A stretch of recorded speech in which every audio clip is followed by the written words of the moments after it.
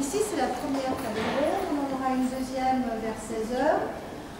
Pour l'instant, nous avons des travaux de recherche autour de la sociologie. Tout à l'heure, ce sera des représentants du monde artistique.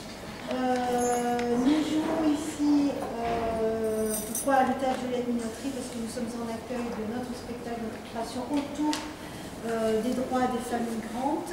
Va jusqu'où tu pourras, qui se joue jusqu'à mercredi prochain. Je ne saurais que vous en joindre parmi nous voir. Marie, je te laisse la parole. Marie Pinceau. Bien, bonjour.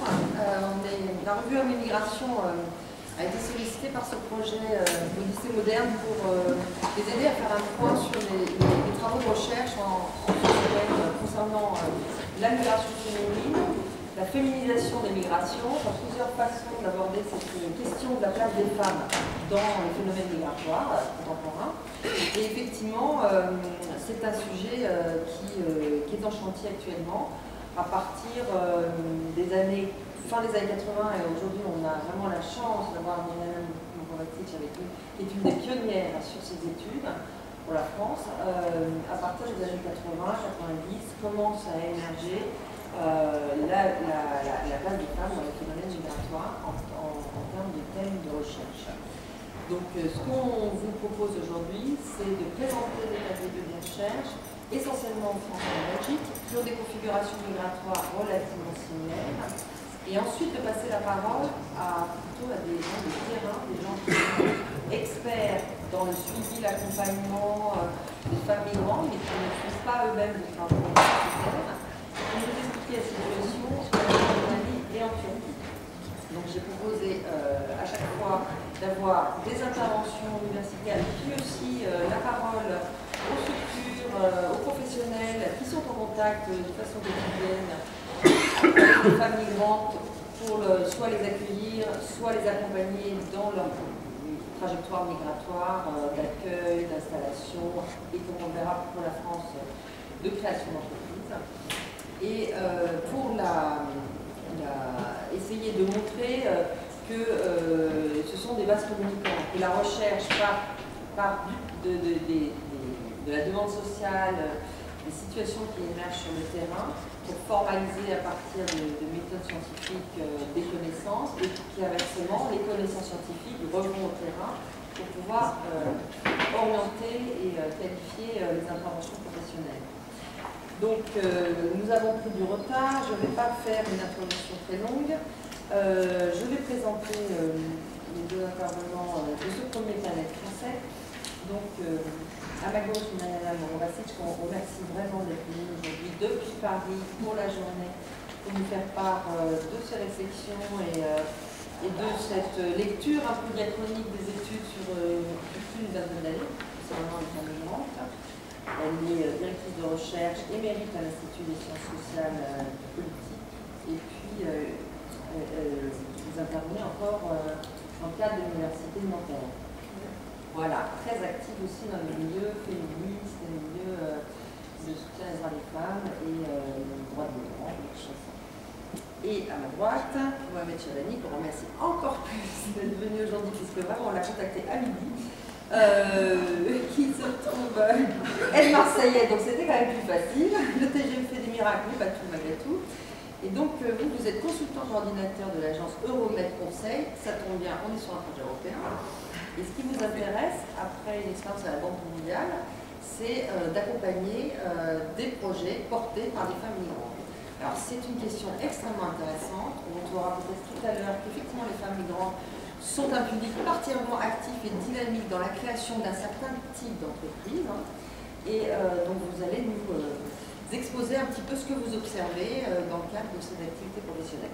J'en dis pas plus, je cède la parole à Myriam qui va s'appuyer sur un PowerPoint qui d'ailleurs. Voilà. D'abord, merci beaucoup. Je suis ravie d'être à Marseille, que je n'étais pas très très longtemps, donc merci de m'avoir invité. Je vais commencer peut-être par faire une parenthèse ou rappeler que nous sommes aujourd'hui le 8 mars et que c'est une... c'est une journée commémorative qui, peut-être, ce serait mieux, comme dit Elisabeth Badinter, ce serait mieux qu'elle n'existait pas, parce qu'on entend bien tous les droits. Mais c'est une journée où il faut rappeler les luttes pour la libération et l'égalité des pionnières. Il y en a quelques-unes sur les affiches que j'ai apportées de Paris. Elles ont travaillé dans un contexte où c'était le zéro droit pour les femmes. Elles étaient, comme disait Victor Hugo, l'esclave de l'homme, à la fin, encore sur le point de Napoléon, à la fin du XIXe siècle.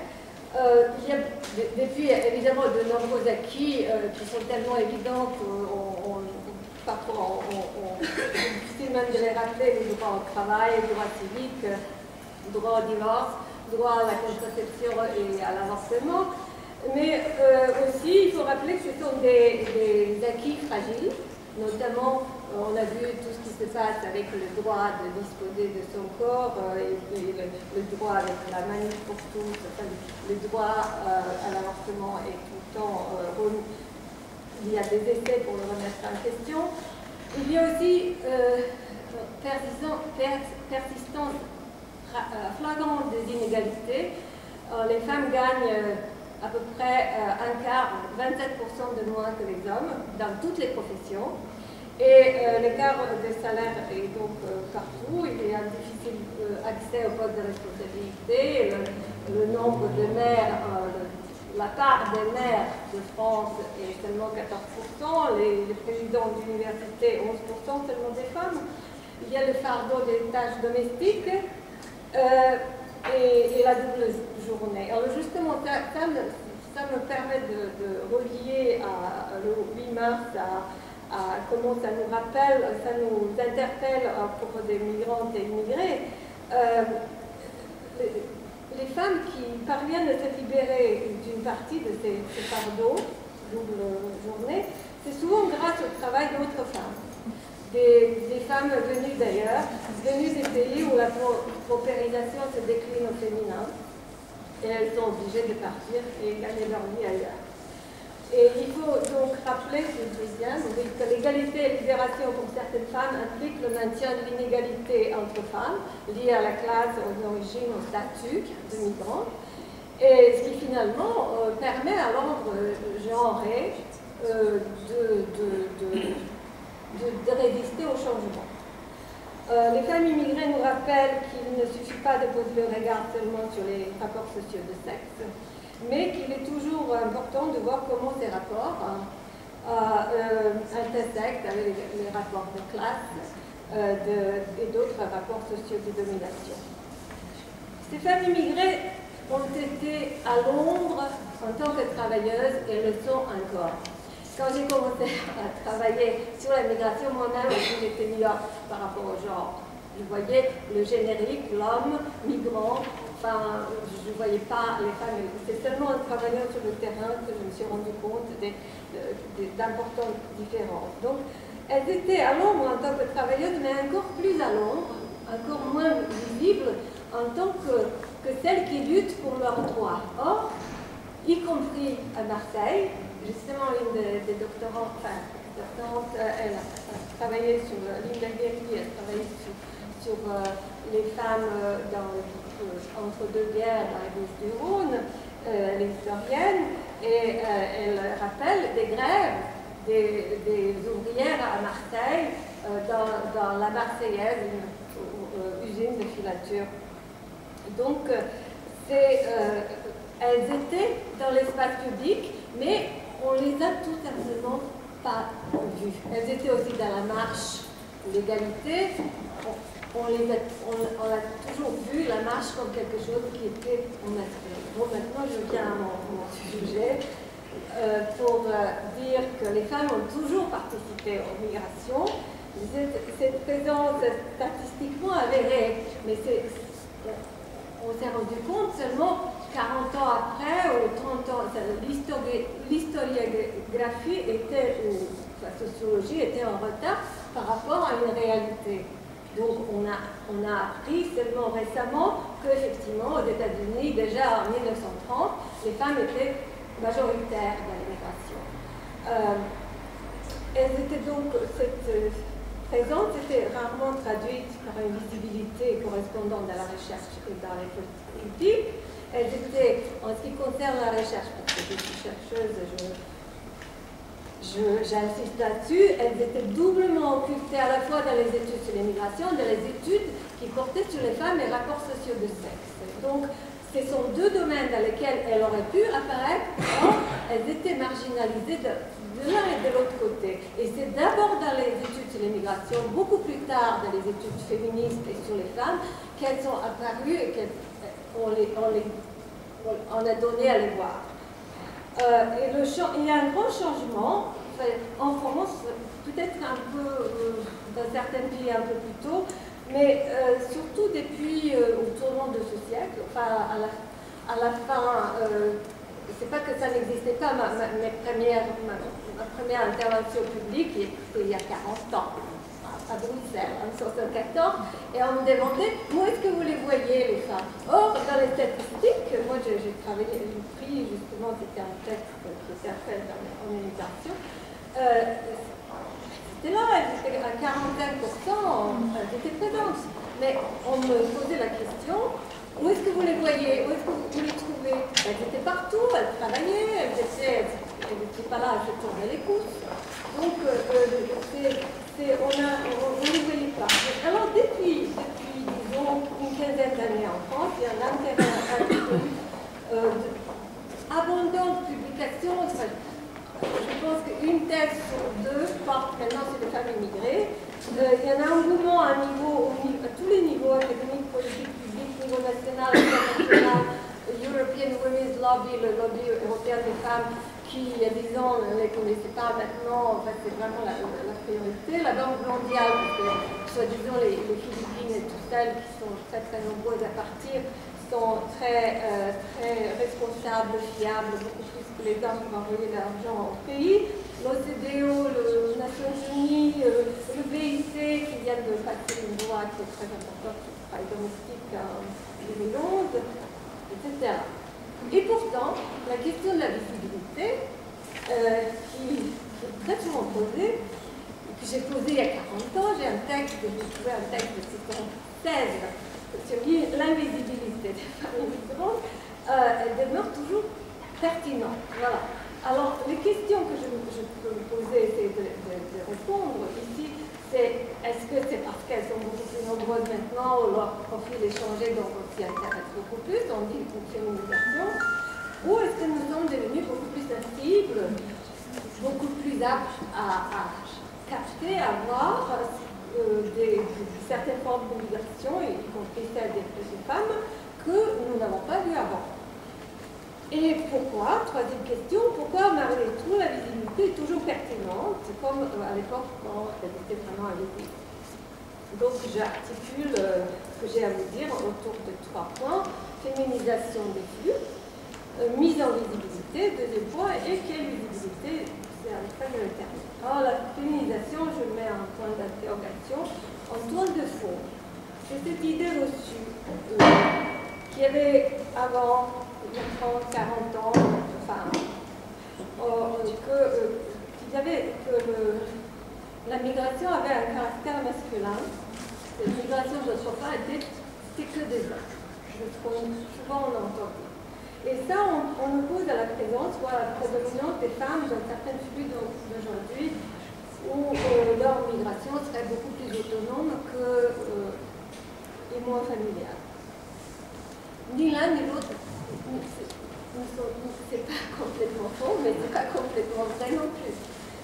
Tout au long du XXe siècle, même avant, la part des femmes dans les flux vers les pays importants d'immigration, et c'était la France et les États-Unis, ce sont deux pays importants d'immigration, parce que le reste de l'Europe, avant, l'Europe était un continent d'émigration, sauf la France. Donc, ça ne descend jamais en dessous de 40%. Et en France, on a commencé à compter les étrangers en 1861, elles étaient déjà plus de 42%. Autour de la Seconde Guerre mondiale, à peu près 45%. Et aujourd'hui, c'est, selon on parle d'immigrés ou d'étrangers, deux choses différentes, elles se sont majoritaires ou à peu près à moitié-moitié.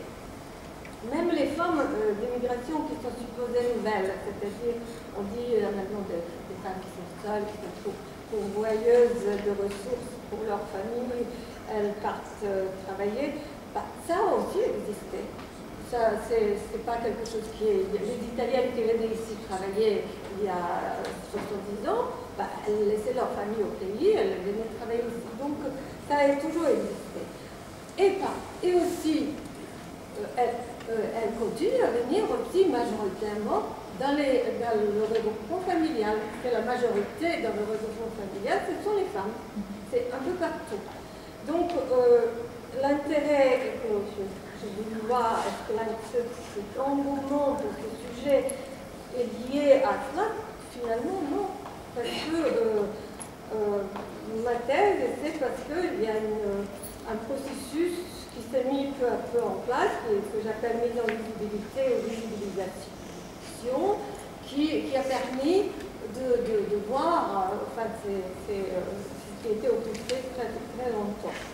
Alors, il y avait, je dis, enfin, je ne suis pas la seule, mais il y en avait parmi les personnes qui travaillent sur l'immigration, plusieurs féministes qui ont qui sont partis des sciences, comme dirait Michel Perrault, dans un contexte où l'androcentrisme des sciences sociales, sous couvert d'universalisme, allait de soi. Androcentrisme, ça veut dire qu'on prenait l'homme comme représentant de tout, enfin générique. Et en ce qui concerne les études de la migration, le masculin neutre établissait la confusion entre migration et migration des hommes. Tandis que les hommes étaient représentés comme migrants économiques, les femmes, on les mettait dans un tout, souvent les enfants, femmes et enfants. D'ailleurs, les migrations statistiques sur les Algériens sont pendant très longtemps avec les femmes et les enfants ensemble. Et où on disait femmes d'immigrés, ça on ne dit plus, mais on dit encore travailler immigrés et leurs familles. Alors les femmes sont dans les familles, supposées migration subie, supposée migration non économique. Donc ces catégories cachaient à la fois l'immigration autonome des femmes seules qui venaient pour travailler, mais aussi l'immigration économique des femmes qui venaient dans les familles mais qui entraient sur le marché du travail, soit en noir ou après être régularisées. D'ailleurs, les régularisations en France, la grande de 1982-83, où j'ai vraiment travaillé sur un grand échantillon, c'était moins de 20% de femmes. Les femmes se faisaient régulariser comme des familles. Parce que dès qu'elles étaient mariées, on préférait que le travail dans la confection ou ailleurs reste caché. Et elles ne se sont pas vraiment, d'ailleurs les conditions de régularisation étaient telles, ça c'est une autre question, il y a une institutionnalisation de l'invisibilisation. C'était très difficile pour une travailleuse de montrer qu'elle travaillait un an sans interruption, qu'elle avait un contrat, etc. Donc, dans les recherches sur les femmes aussi, il y avait elles étaient occultées, les femmes immigrées étaient indicibles, impensables même dans le discours sur la femme universelle. Alors, pourtant, c'est le questionnement féministe qui, sur la place des femmes dans la société dans les années 60, 70, 80, qui était le principal moteur de la visibilisation des femmes immigrées dans la recherche et débat politique. Deuxième moteur pour nous chercheurs, c'était un renouvellement des perspectives théoriques à la fois dans la recherche, dans les travaux sur l'immigration, quelle que soit la sociologie ou économie, et aussi dans les travaux sur les femmes et rapports sociaux de sexe. En migration, c'était la prise en compte des raisons des ménages pour expliquer l'immigration, ce qui a ouvert la porte aussi à voir les femmes en tant qu'acteurs de migration. Mais en même temps, ça a permis de voir aussi la migration des hommes sous un autre angle. donc pas seulement économique, parce qu'à l'époque c'était le homo economicus et le structuralisme, l'explication structuraliste ou marxiste de génération. Dans la recherche féministe, c'est aussi ce qu'on appelle les connaissances situées. Ça a permis à certaines chercheuses d'origine immigrante de critiquer la catégorie universelle femme.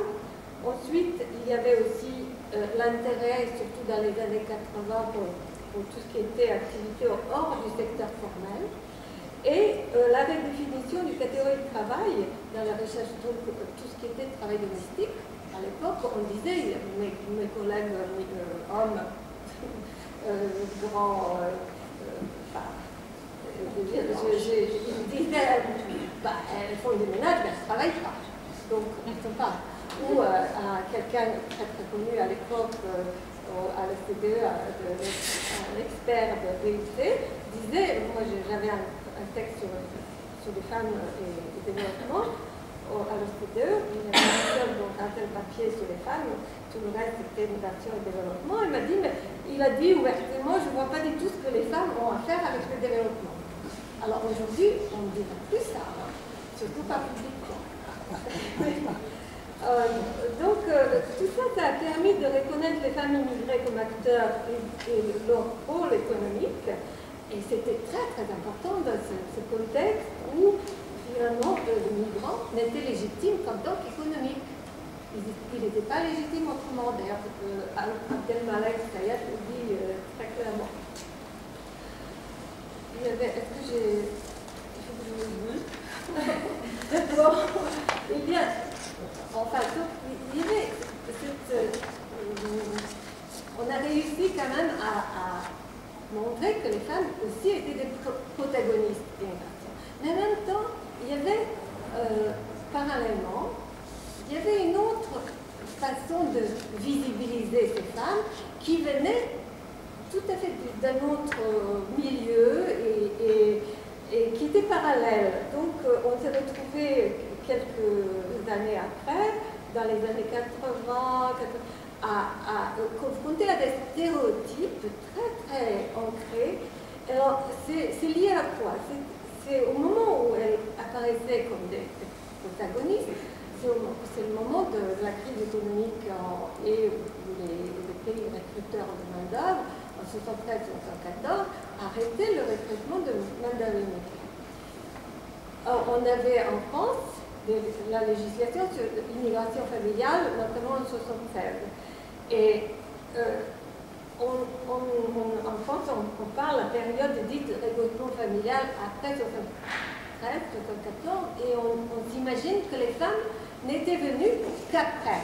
C'est faux, c'est absolument faux, parce qu'elles étaient déjà là. Il y en a évidemment qui sont venues après, mais il y en a qui étaient déjà là et donc il y avait à ce moment-là surgi un intérêt très particulier pour les femmes immigrées, qui contribue évidemment à leur mise en visibilité, mais en tant que femmes passives, dépendantes, celles qui ont des problèmes et qu'on doit prendre en charge. Et vous avez tout un système d'assistanat, d'associations, des structures qui vivent de ça, qui vivent de cette mise en dépendance, mise en assistance de toute une population et qui perpétuent ce stéréotype de femmes immigrées passives, dépendantes ou recluses qui a besoin d'être assistées. C'est leur gagne-pain. Alors, et on trouve encore aujourd'hui sous d'autres visages ce misérabilisme qui a forgé et entretenu ce stéréotype.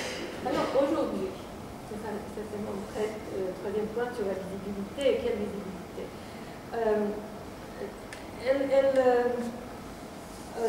Cette visibilité demeure visible maintenant. Il y en a même qui disent, enfin je ne peux pas vous les citer, mais ils disent qu'elles sont beaucoup plus visibles que les hommes et de toute façon on a trop d'études, mais elles demeurent partielles et partiales. Il se trouve que la production de connaissances, ce n'est pas seulement nous chercheurs. Hein. c'est partout. Une fois que vous avez un sujet qui est très porteur, ces productions de connaissances, partout. On est dans un sujet, on disait, surdéterminé. Et alors, les chercheurs s'aventurent sur un sujet qui est au cœur de l'attention médiatique, débattu sur Internet, sujet de politique publique. Et alors que la diversité des femmes migrantes et la pluralité de leurs activités économiques, j'insiste là-dessus, elles ne sont pas toutes femmes de ménage, il y en a beaucoup qui sont qualifiées, alors que ça reste, c'est occulté, toute cette diversité, un certain nombre de thèmes s'imposent. Ces thèmes ont trait à des violences en tout genre, dont ces femmes sont ou seraient victimes, et on a l'idée que toutes les femmes sont victimes des violences, surtout des violences liées à leur tradition d'origine, à leur culture d'origine. Et c'est la traite, le voile islamique, l'esclavage domestique, la polygamie, les mariages forcés. Vous obtenez beaucoup plus facilement de l'argent pour faire quelque chose sur le mariage forcé que sur l'entrepreneuriat féminin. Ça, c'est sûr. Alors, souvent, et d'ailleurs, ce qui est grave, c'est que souvent au nom des droits des femmes, des droits de ces femmes, qui est récupéré, le discours sur la violence construit l'homme en tant qu'autre, violent. Et donc, vous avez tout de suite le discours sur la sécurité. Et la femme, l'autre femme, c'est vraiment comme sur les 15 ans du temps des colonies, la femme comme victime, autre victime, donc vouée à rester autre. La femme a un nom qui est conforté comme meilleure, émancipée, civilisée, etc. Donc, je condense ici, j'ai un texte qui est paru dans le cahier du genre, vous pouvez lire un petit peu plus, c'est en décembre 2011. Sur ces sujets. Alors, les thèmes porteurs trouvent écho dans la recherche. La recherche doit, en fait, je dis toujours aux étudiants, on doit questionner les évidences. On doit découvrir. On doit transmettre des nouvelles voies de réflexion. Et ne pas mimer ce qu'on dit à la télé ou ce qu'on dit dans les couloirs des ministères. Donc ça, c'est un peu ce qu'on voit. On va toujours, quand tout le monde rame dans un sens, il faut essayer de ramer dans l'autre sens pour trouver quelque chose. Or, la recherche n'est pas indépendante. Elle dépend de financement. Et en l'absence d'alternatives indépendantes, la recherche est amenée à répondre à une certaine demande politique et sociale. Donc souvent, ne serait-ce que pour se positionner ou critiquer. Hein. Je ne dis pas que toutes les recherches sur le mariage forcé, mais elles critiquent, mais elles n'empêchent qu'elles se positionnent par rapport à une certaine demande. Alors, j'ai pris deux figures en fait qui, d'après ce que nous avons déjà fait plusieurs questions ces dernières années dans le cadre de recherche européenne. J'ai pris deux exemples. C'est les travaux qui un peu prennent la victime ou comme figure autour, par exemple, du trafic des femmes à des fins d'exploitation, à des fins d'exploitation sexuelle, qui mettent en avant la femme immigrée comme victime à protéger plutôt qu'un sujet intéressant. Là, on fait l'amalgame entre la traite et la prostitution souvent, et ce qui fait oublier que la prostitution est aussi une migration économique, et c'est un choix quand on n'a pas de choix. Et même la contre-production critique que ces travaux ont suscité s'enferme aussi dans la victimisation qu'elle cherche à dénoncer. Alors, je pense à tous les travaux de Laura Augustine et beaucoup d'autres travaux qui en fait, critiquent, mais ils ne vont pas sur le terrain, ils sont deuxième figure ou deuxième thème qui est très, très, très étudié, et à partir de là, d'autres thèmes sont étudiés, c'est vrai. mais c'est autour du travail domestique et du care. Alors, c'est vrai que les migrantes participent de fait au transfert international du travail de la production sociale et les secteurs de services à la personne, que ce soit le care, la garde des autres, tout ce qui est travail dans la maison, est le plus grand employeur des femmes migrantes dans le monde, ça c'est vrai. Elles viennent se substituer soit à des services sociaux défaillants, de plus en plus défaillants dans nos pays riches, ou au travail rémunéré et non rémunéré des femmes locales. Alors, si ces dernières quittent le secteur, vraiment massivement, on voit ça surtout dans les pays du sud, le sud européen, l'Italie, la Grèce, la part des femmes étrangères, notamment celles en provenance des pays tiers, c'est-à-dire non européens, augmente très rapidement. Or, ce secteur n'occupe pas toutes les femmes migrantes et la focalisation sur celui-ci laisse d'autres expériences de travail peu explorées. Alors, je suis pour... avant de conclure, je vais juste essayer de vous dire mes propres hypothèses, pourquoi ça attire tellement de monde. D'un côté, on peut se poser la question, est-ce que notre regard trouve les migrantes à leur place dans le travail domestique, parce que ce travail est compris dans un espace qui est construit comme éminemment féminin, alors que l'espace de migration, lui, ne l'est toujours pas.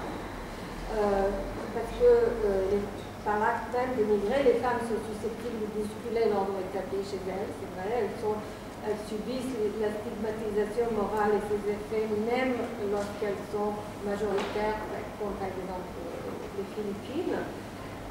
Même si elles viennent des pays socialistes,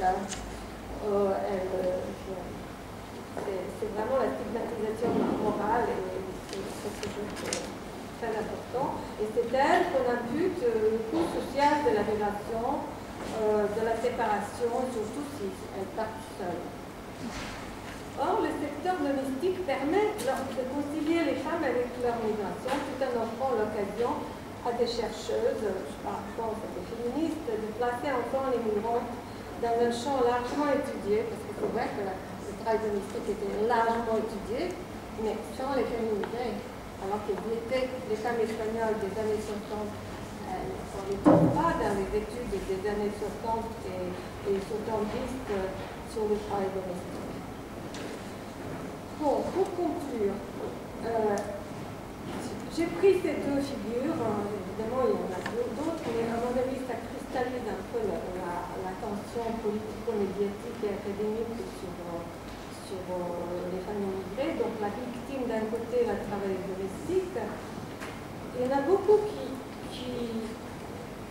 d'autres qui demeurent à Londres, peu étudiés, bien que ça commence, et heureusement. Par exemple, la mobilité sociale, l'entrepreneuriat, il y a beaucoup de cas où vraiment vous avez, pendant la migration, après tout, les migrants viennent parce qu'ils cherchent la promotion. Ils ne viennent pas parce qu'ils cherchent la mobilité des gens. Donc là-dessus, alors qu'il y a des femmes entrepreneurs absolument partout, il suffit d'aller acheter à manger pour se rendre compte. Il n'y a rien que les femmes qualifiées. Elles sont de plus en plus nombreuses, très souvent dans les emplois pour lesquels elles sont surqualifiées. Mais les autres, les femmes médecins, les femmes ingénieurs, elles existent, elles ont aussi le plafond de verre, etc. Il y a aussi récemment, on a le cas genre auquel je fais allusion, là il y avait quelques textes sur les luttes collectives et la mobilisation, mais ça n'a pas encore eu l'attention que cela mérite. Et aussi un autre regard sur la migration familiale qui est quand même majoritaire, qui est considérée comme subie, non désirable, surtout sous Sarkozy, mais ça peut beaucoup changer. Elle continue à alimenter les secteurs qui ont besoin de la flexibilité de la main-d'œuvre jetable. Il y a quand même, ça a servi à certaines jeunes chercheuses tremplin pour travailler par exemple sur les familles transnationales. Parce que beaucoup de ces migrations permettent aussi des liens transnationaux avec ceux qui sont restés. Donc ces figures qui sont encore en l'ombre sont susceptibles de bâtir une autre visibilité que celle que nous avons aujourd'hui. Merci. Cette chronologie des études, on bien différentes orientations thématiques, présupposer qu'on peut étudier derrière ces orientations thématiques et surtout les enjeux actuels sur les nouvelles figures de visibilité à la femme migrante. Vous avez tendu les perches plusieurs fois, M. Chavali, sur l'entrepreneuriat porté par des femmes migrantes. Effectivement, pour l'instant, on a dit les migrants n'ont pas de projet économique, ben, elles en ont. Donc vous allez nous expliquer à partir de votre travail sur le territoire marseillais quel est le profil de ces femmes migrantes nouvelles chefs d'entreprise, quelles ont en fait leur... pas si vous avez fait ça, simplement. Quelles sont leurs stratégies personnelles derrière cette mobilisation économique et surtout quels sont à la fois les atouts qu'elles ont dans leurs mains pour développer, mais aussi les freins qu'elles rencontrent, où là vous intervenez, Romaine Conseil intervient pour les former, les encadrer, les accompagner, et peut-être faire le lien avec des structures institutionnelles qui seraient susceptibles de soutenir leur projet. D'abord, merci de m'avoir posé l'interview. Et je suis très content d'être parmi vous. On n'a pas beaucoup d'hommes, c'est dommage. Mais ça prouve aussi qu'il y a aussi un problème à ce niveau-là. C'est-à-dire qu'il y a, au-delà des préjugés, il y a aussi un petit souci en termes d'intérêt que les hommes, que certains hommes portent à ce sujet. C'était le premier point. Alors, je vais essayer de vous parler donc, de l'entrepreneuriat féminin, particulièrement chez les migrants. Mais je vais commencer par un petit point, pour se mettre d'accord sur la notion même de migrant. Parce que il y a des petites batailles de chiffonniers entre les différentes institutions. Et on a différentes définitions en fait, de cette notion de migrant. Moi, je travaille depuis pas mal de temps sur l'accompagnement à la création d'entreprises et notamment chez les migrants, puisque on était une association pionnière à l'époque, avant le conseil, à travailler sur les quartiers difficiles à Paris, Lyon, Marseille. Donc on a eu des publics assez tôt. Qu'est-ce qu'un migrant? Vous avez ceux qui considèrent que celui qui a la carte de séjour est un migrant, et vous avez ceux qui considèrent que même si on a les papiers français, on peut être considéré comme migrant, donc d'origine immigrée, même si l'immigré n'est pas d'origine. Vraiment voilà. Ce qu'on appelle les plus noirs. Il y a des gens qui migrent même, et pas les descendants de migrants. Alors, même chez les prix même sur cette notion de migrants, il n'y a pas un accord, un consensus. Donc je vais vous parler essentiellement des migrants qui sont là depuis à peu près 10 ans, ou moins, donc ceux qui sont arrivés ces dernières années, et pour lesquels nous menons une action financée par le ministère de la qui est l'intégration professionnelle et la promotion de la diversité. Et donc l'accompagnement à la création d'entreprises ou suivi post-création de ces personnes. Juste quelques points, quelques chiffres, mais je ne vais pas vous noyer sous les chiffres, ça va vite soulever tout le monde et vous endormir. Juste, il faut savoir qu'il y a à peu près 325 000 à 350 000 créations d'entreprises par an. On est jusqu'à 400 450 000 depuis qu'il y a le statut d'entrepreneur. Mais globalement, on se tourne autour de 300 350 000 par an. Sur ces créations d'entreprises, environ 7,3% sont le fait de migrants. Et là, les migrants, tels que la proposition du ministère de l'Intérieur, donc 7,7% des migrants créent des entreprises. Dans la population hors migrants, dans la population française totale, il y a 5,4% de personnes qui créent des entreprises, ce qui veut dire qu'il y a une surreprésentation dans la population des migrants de personnes qui créent des entreprises. Ce qui nous donne à peu près, selon les années, entre 20 et 25 000 créations d'entreprises du fait des migrants en France. Ça, c'est le chose de plus. Sur les 24 000 entreprises ou 25 000 entreprises créées, 73% le sont sans prêt bancaire. Ça aussi, c'est très important. On va voir plus tard pourquoi il n'y a pas de prêt bancaire. Il y a différentes raisons pour cela. Mais ça veut dire qu'il y a encore soit un travail sur la communication, sur l'accessibilité au prêt, l'accès au prêt, pardon, sur d'autres notions. On va pas vraiment. Mais on va même toucher du doigt des problèmes qui n'ont rien à voir avec l'économie, qui sont d'ordre religieux, chez une partie de la population qui est tout simplement l'interdiction du crédit. Voilà. Donc après, cela veut dire que derrière, il faut travailler sur. Il faut faire de la pédagogie, expliquer ce que veut dire le crédit, par exemple, au sein d'une institution comme la TIA, qui est une association qui est pas de crédit. Donc, travailler aussi sur ces aspects. Oui. Est-ce que là, on m'entend bien? Je pensais qu'il y avait une voix qui portait, mais c'est pas bien. Donc voilà un petit peu les chiffres que je voulais vous donner dans un premier temps. Plus tard, on verra un petit peu d'autres chiffres. Donc comment ces personnes, qui sont ces personnes d'abord? C'est les femmes qui créent des entreprises, les migrantes. Pour la majorité, bien sûr, elles viennent des pays d'Afrique du Nord. Je parle de la situation ici en France et particulièrement à Marseille. Et essentiellement d'Algérie, puisque c'est la population la plus représentée pour différentes raisons. Des raisons historiques, 132 ans de présence française en Algérie, mais des raisons de proximité culturelle, la maîtrise de la langue, les réseaux familiaux, etc. Donc c'est tout à fait naturel que la population issue du Maghreb soit surreprésentée. Depuis une vingtaine d'années, on voit arriver aussi une population turque ou kurde. Là, il faut faire attention, puisque eux-mêmes se définissent de cette manière et font le distinguo.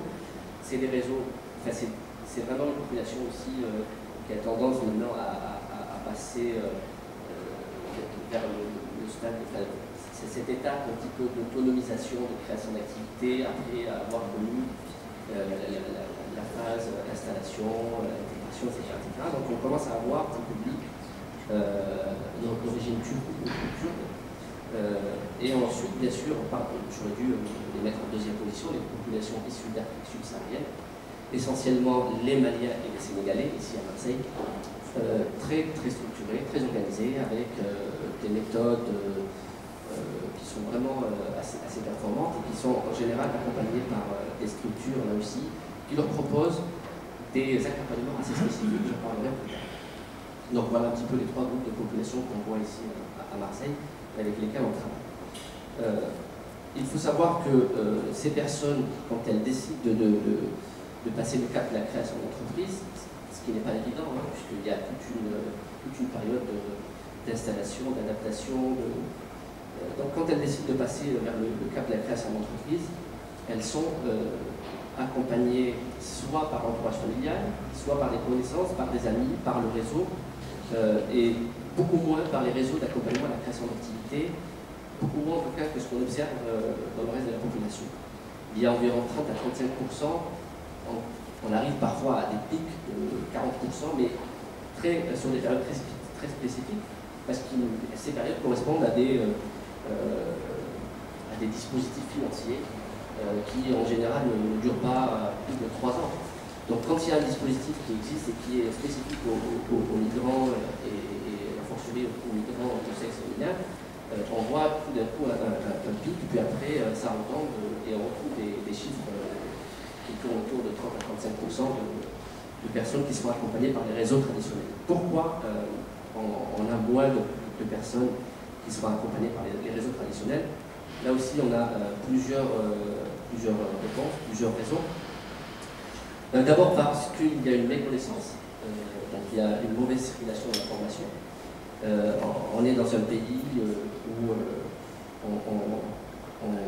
on privilégie le droit commun, on ne veut pas faire de distinguo, on combat les spécificités, il n'y a pas de statistiques ethniques, donc il y a toute cette philosophie derrière qui fait qu'à un moment donné, il n'y a pas de communication spécifique en direction de ces populations.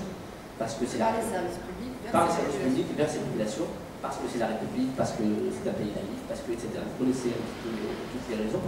Et donc, en face, on a un public qui a un problème d'accès à l'information. Alors nous, quand on essaie d'expliquer ça aux services concernés, on nous dit ben, c'est comme ça et pas autrement, et vous faites avec. Il y a des financements bien sûr qui existent pour accompagner ce type de public, mais on ne peut pas en faire plus. Donc c'est à nous aussi d'aller vers ces populations. Ensuite, le deuxième point, c'est la méfiance d'une partie de ces personnes vis-à-vis de tout ce qui vient soit des institutions, soit de certaines associations. Donc il faut aussi travailler sur la question de confiance, il faut travailler sur les réseaux. Nous, on passe par des personnes volées, par des associations qu'on connaît, et qui nous mettent en contact avec ces personnes qui ont des projets de création d'entreprise.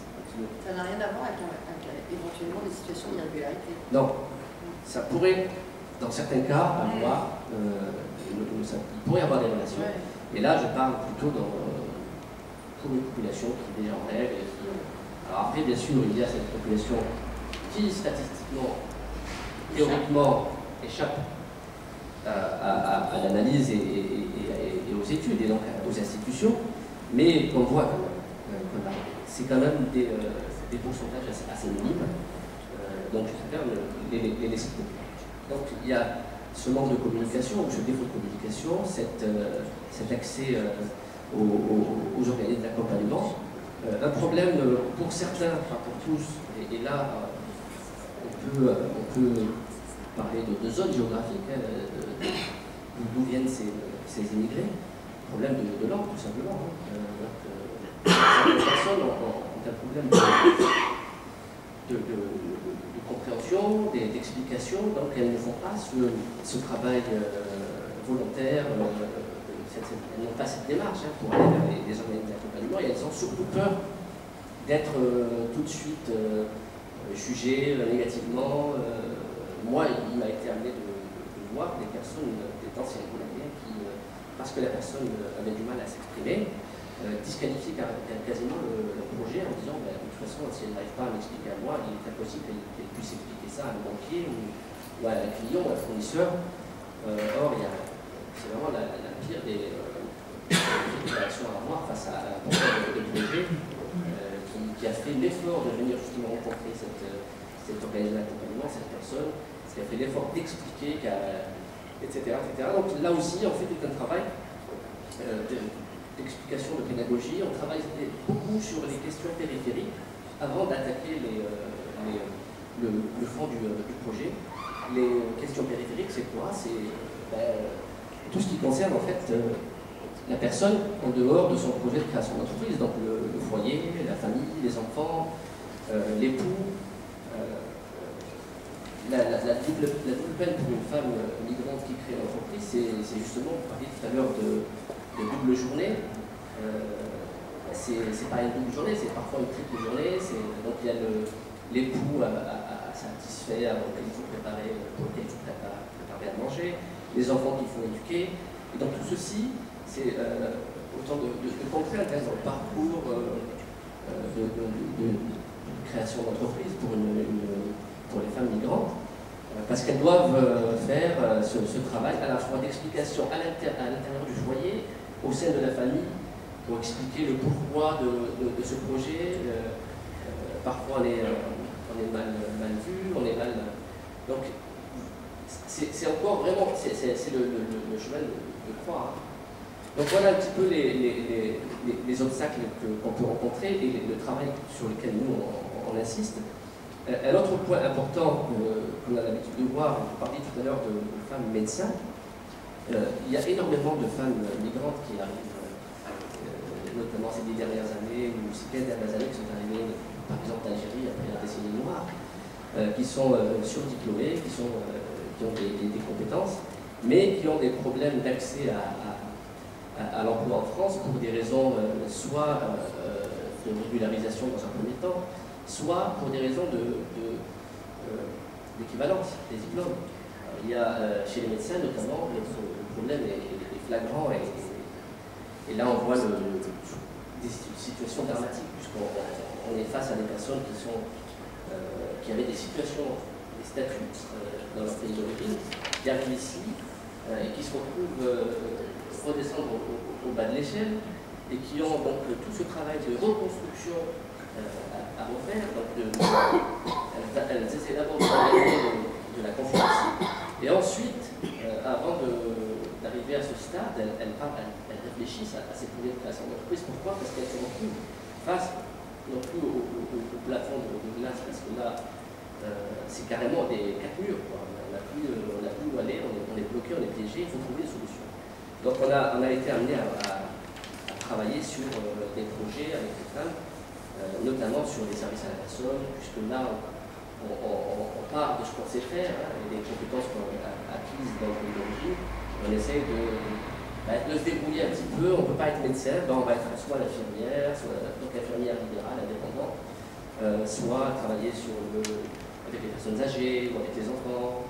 Donc tous ces nouveaux métiers en fait, qui offrent en fait des débouchés très intéressants pour ces familles. Donc il y a ces questions-là qui sont très importantes. Il y a un autre point aussi qu'il faut avoir à l'esprit, et ça c'est très important, c'est que pour une femme, et ça on l'a noté dans les discussions qu'on a eues avec les femmes, mais aussi à travers des études menées par la PCE, l'Agence pour la création d'entreprise, c'est que les femmes, quand elles pensent à un projet de création d'entreprise, elles ne pensent pas à l'argent. Elles pensent d'abord au statut, elles pensent d'abord au statut social, elles pensent d'abord à se mettre voilà, et à avoir une place, hein, donc à être reconnue comme étant justement une personne ayant la capacité existant dans cette société. L'argent vient en second, alors que chez les hommes, c'est ce qui vient parmi les premières motivations. C'est je veux augmenter mes revenus, je veux devenir patron, je veux devenir c'est pas du tout ça. Et ce sont des, en tout cas, elles gèrent mieux parce qu'elles sont un petit peu plus prudentes, elles écoutent ce qu'on leur dit en général, alors que les hommes ont l'impression de tout maîtriser dès le départ, à tel point quand je demande moi ils viennent me voir. Et ça c'est donc a priori, mais après, quand les entreprises sont créées, je vous rassure, les hommes reviennent en disant je me suis trompé, vous avez raison. Donc on se retrouve à reprendre le travail à zéro, mais ça veut dire qu'il y a justement cette impression d'être supérieur justement à la femme sans le dire dès le départ. Donc je viens créer mon entreprise, je suis plus fort, plus performant, plus intelligent, je sais ce que c'est. Sous-entendu, la femme, elle sait ce que c'est, elle était formée, voilà. Donc ça, bien sûr, c'est des erreurs, et c'est des préjugés, et dans la réalité, on n'a pas tout ça. Ça, c'est un point. Un deuxième point qu'on a été amené à observer, et qui, à mes yeux, très intéressant, c'est que souvent, derrière un homme, chef d'entreprise, il y a une femme. L'homme, si on prend par exemple le cas des entreprises dans le BTP, dans le travail public, les maçons, les pompiers, derrière, le travail le plus important, dans le travail manuel qui est fait au quotidien, c'est le travail qui est celui de la gestion. Et celui-là, en général, il est fait par la femme. C'est elle qui prend les commandes, c'est elle qui répond au téléphone, c'est elle qui fait la comptabilité, c'est elle qui s'occupe de classer les pièces comptables, etc., etc. Et ce travail-là est très, très important, parce que nous, quand on accueille les personnes des deux sexes, on explique que pour être un bon chef d'entreprise, il faut à la fois savoir faire, mais il faut aussi savoir communiquer, donc faire savoir ce qu'on fait, et savoir gérer. Sinon, un des trois éléments, on met en danger l'entreprise. Donc le travail qui est fait par la femme, même quand elle n'est pas mise en avant, quand elle n'est pas elle-même chef d'entreprise, c'est un travail très important. Plusieurs fois, à plusieurs reprises, moi j'ai été amené à demander à des hommes chefs d'entreprise de venir avec leur femme. Parce qu'à ce moment-là, le projet est un projet collectif, un projet à deux. En fait, il y a deux têtes pensantes dans ces projets. Et ce n'est plus l'homme tout seul. À ce moment-là, même si ce n'est pas la femme migrante qui est chef d'entreprise, elle est co-chef d'entreprise. Et on le voit très, très souvent. Donc ça, c'était des cas assez drôles où des fois, on avait aussi ces petites anecdotes où il y avait des femmes qui étaient opposées au projet de l'époux, parce qu'elle démontrait en fait à l'époux, comme à l'appui, ou en tout cas avec des éléments concrets, que c'était pas viable, c'était pas tenable, c'était pas réaliste. Et donc nous, on était là en tant que modérateurs, médiateurs, et on essayait donc d'expliquer Pourquoi la femme souvent avait raison, parce qu'elle avait des éléments vraiment objectifs et c'était du bon sens. Voilà. Le bon sens, on le retrouve beaucoup plus souvent chez. Je parle bien sûr de la création d'entreprise et de ce que j'ai connu. Ne faites pas dire ce que j'ai pas dit. Je ne suis pas en train de faire du sexisme à l'envers. Donc voilà un petit peu ce qu'on observe.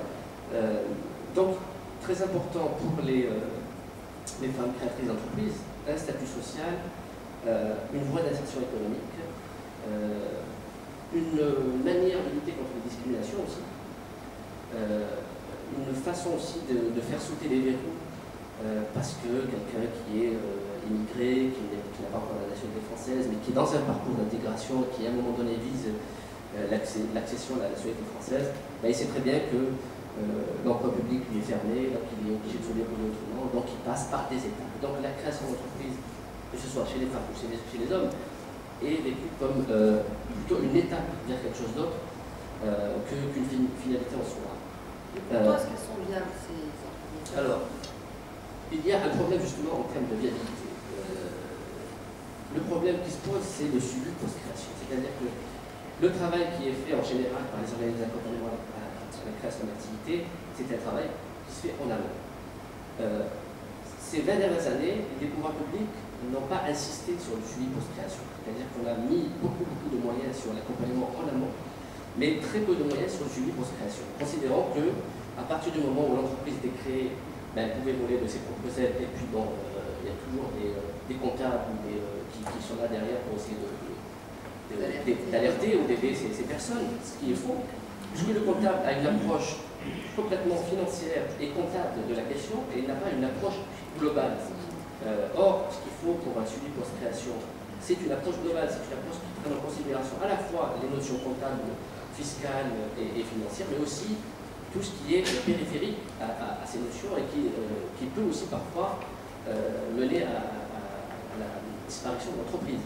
Il y a aussi tous les conseils qu'on peut donner sur la fixation du prix, sur le marché tel qu'il a été pensé, le produit par rapport au marché tel qu'il a été pensé au départ, donc à faire des réajustements sur les produits, sur la qualité des produits, etc., etc. Ça, un comptable ne peut pas le proposer.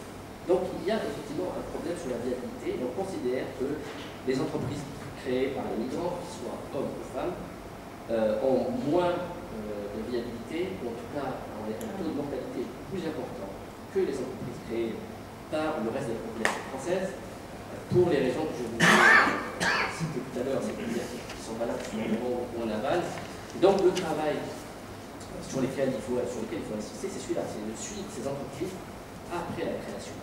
Donc là, il ne faut pas les laisser tomber en se disant voilà, elles ont créé, c'est fini, tout est beau. Alors après, bien sûr, ce qui intéresse les pouvoirs publics, c'est aussi de dire nous avons contribué nous avons financé, nous avons proposé des accompagnements ou des financements pour faire accompagner 300 ou 400 000 entreprises, ce qui veut dire derrière 500 000 emplois. Donc vous voyez bien que c'est une question de statistique liée à l'emploi et on ne regarde pas ce qui se passe après. Donc si on a chaque année 400 entreprises, donc 400 ou 500 000 emplois, on est content puisqu'on a contribué à faire valoir, en tout cas politiquement, en termes de communication, le fait que chaque année, il y a 400 000 créations d'emplois.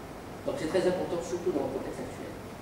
Ce qui veut dire que derrière, il faut qu'il y ait une mobilisation aussi des acteurs associatifs, de ceux qui sont en contact permanent avec les créateurs d'entreprises, en tout cas les porteurs de ce projet, pour que les pouvoirs publics insistent sur cette notion, ou soient sensibilisés à cette notion de suivi post-création, qui, à mes yeux, est une notion très importante pour éviter justement d'avoir ce taux de mortalité, et encore plus au sein de la population des migrants, femmes ou hommes. Voilà un petit peu les. Alors après, il y a juste un dernier point que je voulais aussi évoquer, c'est le cas de ces femmes migrantes maliennes ou sénégalaises qu'on peut voir ici à Marseille, par exemple, sur le Pont d'Azur, sur la Porte d'Aix. Ça, c'est un cas assez particulier parce qu'il y a tout un travail qui a été fait par l'ATI, l'association pour l'initiative économique, sur ces femmes. Et comme elles ont des habitudes un peu différentes des populations des femmes afghans, on travaille avec ces femmes de manière collective, c'est-à-dire qu'on les repère d'abord, il y a toujours un leader, une chef, une leader. Donc on s'adresse à elle, on essaie de travailler sur 3-4 personnes, et là on passe sur un seul projet. Et là, on dit, écoutez, nous, on est prêt à vous aider, on est prêt à vous accompagner, à vous financer, mais de manière collective. Donc, chacune est solidaire. C'est les tontines, en fait. C'est un peu les tontines, mais version ADI, version française. Elles sont sur quel type d'activité? Elles sont plutôt sur des activités de commerce. C'est plutôt donc, celles que vous voyez, qui vendent des boubous, les petits objets. Mais ça permet d'avoir des revenus, ça permet à ces femmes d'avoir une indépendance financière, ça permet d'avoir, bien sûr, le statut social. Ça a des effets positifs. Ce sont des petites coopératives.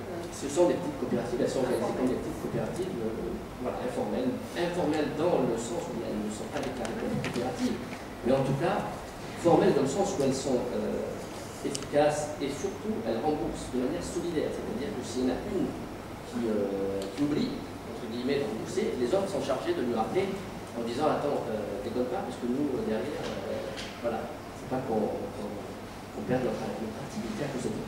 Donc ça, c'est un cas particulier de commerce qui était informel et qui devient formel, plus ou moins formel, et qui fait l'expérience, donne des résultats assez intéressants ici sur Marseille. Voilà un petit peu ce que je voulais vous dire sur les migrantes femmes créatrices d'entreprise.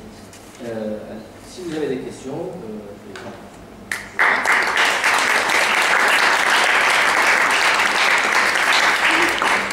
Un échange de 5 minutes, vraiment parce que malheureusement on a un deuxième volet concernant les recherches en Belgique tout à fait intéressant aussi, qui va bien compléter celui-là. Soit Myriana, soit moi-même, il est temps de mettre de vous les questions. J'ai beaucoup aimé votre exposé. Peut-être il vaut mieux que je ne parle pas de la première. Oui, c'est vrai. Non, mais comme on voulait, ça va. Bon. J'attends ou je le dis? Voilà. J'ai une question déjà pour vous et pour vous. En fait, vous disiez qu'au lycée Mercier, elle a déjà 40%. Enfin, j'ai pas oui, c'est ça. Oui. Je peux vous donner les tableaux. Il y avait déjà 40%. Plus de 40%. Et aujourd'hui, c'est à peu près 50%. C'est 50, c'est 52, c'est 50 si vous comptez les immigrés ou les étrangers. D'accord, ça n'a pas été en fait en absolu comme ça. Il n'y avait jamais. La migration en fait, c'est des immigrés. D'accord. Pour la France, on peut par exemple citer les migrantes d'origine polonaises qui ont été recrutées dans les fermes, notamment dans Picardie, au centre de la France, comme travail domestique dans les fermes, et qui étaient recrutées, non, c'était entre les guerres, dont personne n'a jamais fait l'histoire. En fait, on les redécouvre maintenant parce qu'on découvre des lots d'archives, de lettres, d'échanges, de photos parfois. Et par exemple, les femmes espagnoles qui sont venues dans les années 50, qui étaient aussi des femmes seules, qui n'étaient pas dans le cadre d'un logement familial. Il y a comme ça eu régulièrement des migrations typiquement féminines, mais qui sont oubliées, qui étaient invisibles à l'époque, qui sont oubliées. Voilà. Là, c'était les statistiques globales, c'était le temps des récents tous les 2 ans, depuis 1861, la France compte les étrangers, et compte ici les femmes et les hommes. Donc on peut voir, et c'est 1 ou 2 fois que ça descendait à 39% ou 38%, mais elle était toujours au-dessus de 40%. J'avais une petite question pour vous. Vous disiez que les Turcs et les Kurdes, c'était un phénomène nouveau? Non, je disais que les Kurdes et les Turcs, on commence à en voir de plus en plus en matière de projets économiques, en matière de création d'entreprises, qui viennent de plus en plus nous voir pour des projets. Alors qu'avant, ça se faisait dans leur propre réseau, on ne les voyait pas.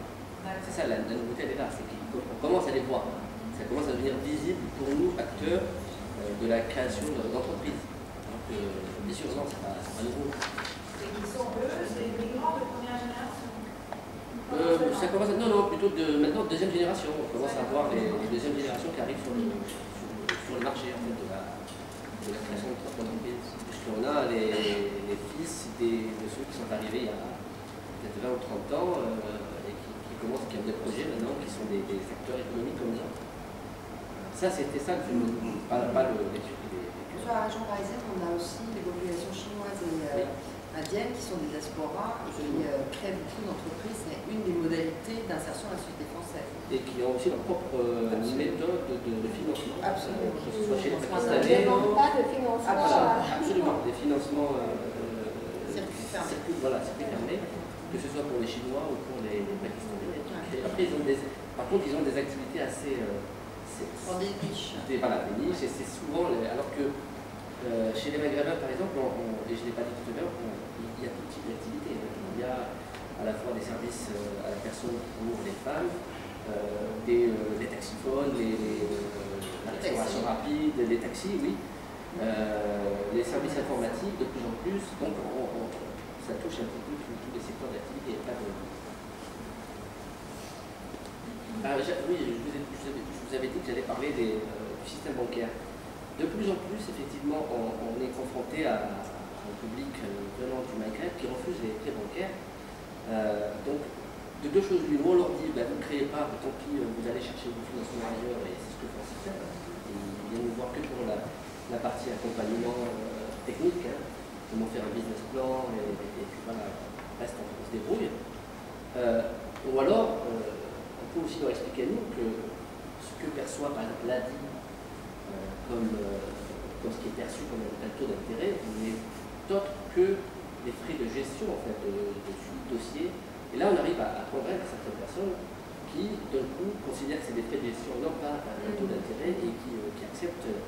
Ça c'est le premier point. Le deuxième point, c'est qu'il y a juste un mois a été lancé le premier fonds d'aide au financement issu de la finance islamique. C'est fait par la compagnie Swiss Life, qui est en train d'essayer de vendre ce type de marketing ethnico-religieux.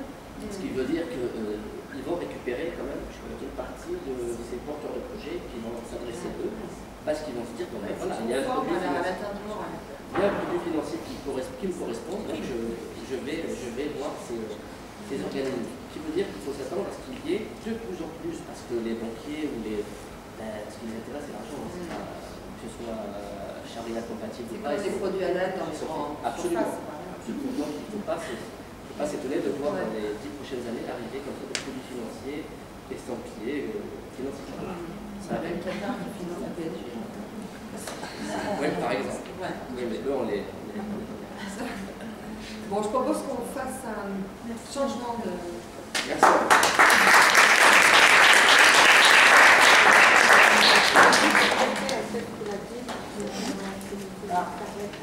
D'accord, une minute alors, parce que vraiment. Non, mais ça me permet aussi de rappeler plusieurs terrains justement sur l'entrepreneuriat féminin et à propos de deux choses que vous avez dites.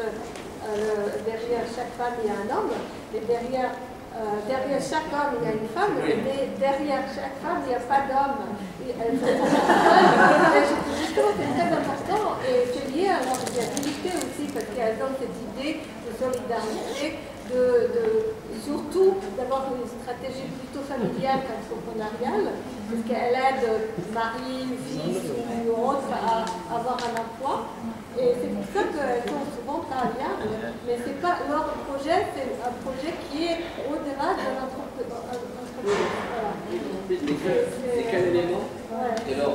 Et ça, c'est aussi, j'avais une recherche sur plusieurs pays européens, au Japon et en Suisse.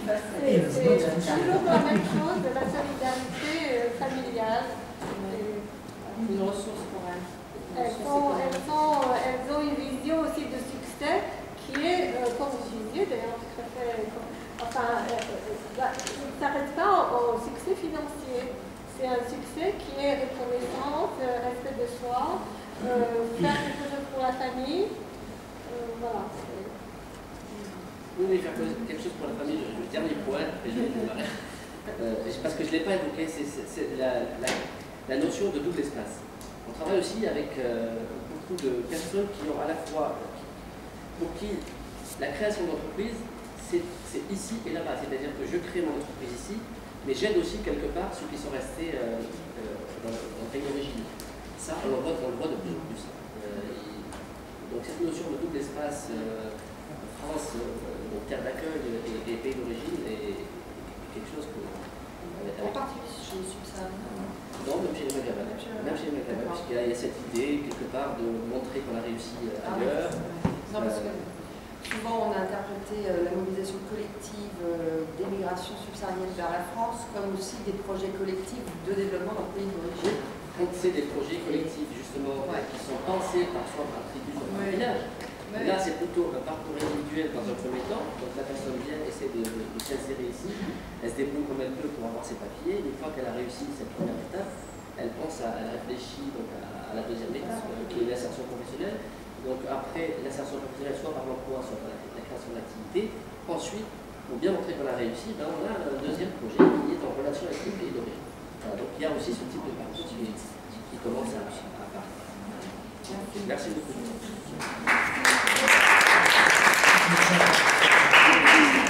Alors, nous allons donc accueillir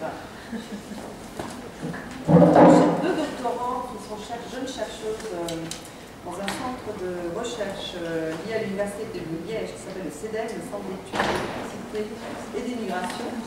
Maria Dupas va nous faire une première présentation justement sur ces formes d'insertion de femmes migrantes dans le domaine de la santé et de l'aide à la personne. Et puis ensuite, Elsa Mescoli, aussi au CEDEM. Peut-être vous installez tous les deux là. Elsa, elle, est anthropologue et elle va nous parler de une forme de visibilité qui passe beaucoup par les pratiques culinaires, alimentaires, en fait, ce qui se transmet dans l'intégration d'un héritage de la capitale culturelle. Et puis Altaï Mancho, qui est à ma gauche, docteur en psychologie et directeur scientifique de l'IRFAM, qui est à Liège, un institut de formation et d'action recherche, va nous parler de ce qu'il a pu observer et sur lesquels il a fait beaucoup de recherches au sein de la communauté d'immigration turque, dans le rôle des femmes dans à la fois les processus familiaux de migration et dans la création d'entreprises. Donc voilà, on aura donc trois aperçus à la fois des recherches et des réalités qui concernent la migration des femmes en Belgique, sachant que malheureusement l'organisme qui a fait ce projet, la collecte de récits de femmes migrantes, n'a pas pu venir, le GAFI n'a pas pu venir aujourd'hui à Marseille.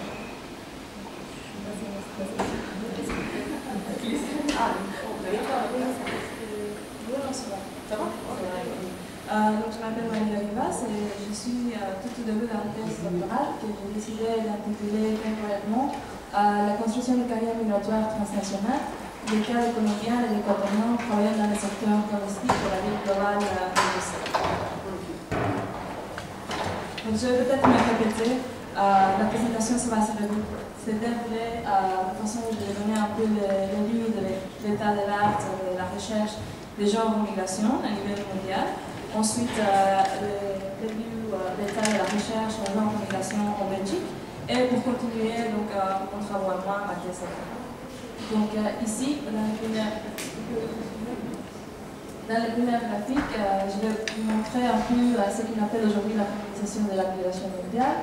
On voit que c'est un phénomène qui commence, comme l'a dit madame, bien avant, qui commence au monde à prendre en compte dans les années 70 et les années 90. On voit que l'augmentation est très périodique et ne se passe pas de manière soudaine. Donc, on n'a pas tout un peu un chute de femmes qui commencent à migrer, ça commence bien avant. Et peut-être ce qui s'est passé, c'est la féminisation des discours migratoires et de la recherche de la migration.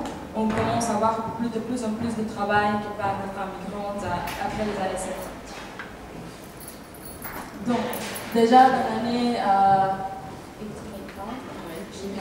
1985,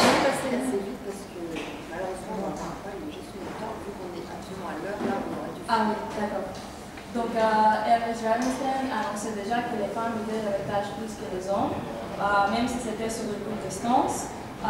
Mais ce qu'a dit ces géographes n'a pas été pris en considération jusqu'à dans les années 70, quand le concept de genre apparaît de plus en plus dans les études de la migration. Et les chercheurs commencent alors à utiliser les gens comme variables, comme l'âge, le sexe, etc. Mais on ne dit pas encore voilà, comment les gens vont influencer socialement la migration pour les femmes et pour les hommes et comment ça va différencier les processus migratoires. Alors, dans les années 80, il y a déjà beaucoup plus de recherches qui prennent en considération la femme. On commence à voir l'impact économique pour la femme, comment ça affecte la cohésion familiale quand l'homme va migrer et laisser sa femme dans les pays d'origine.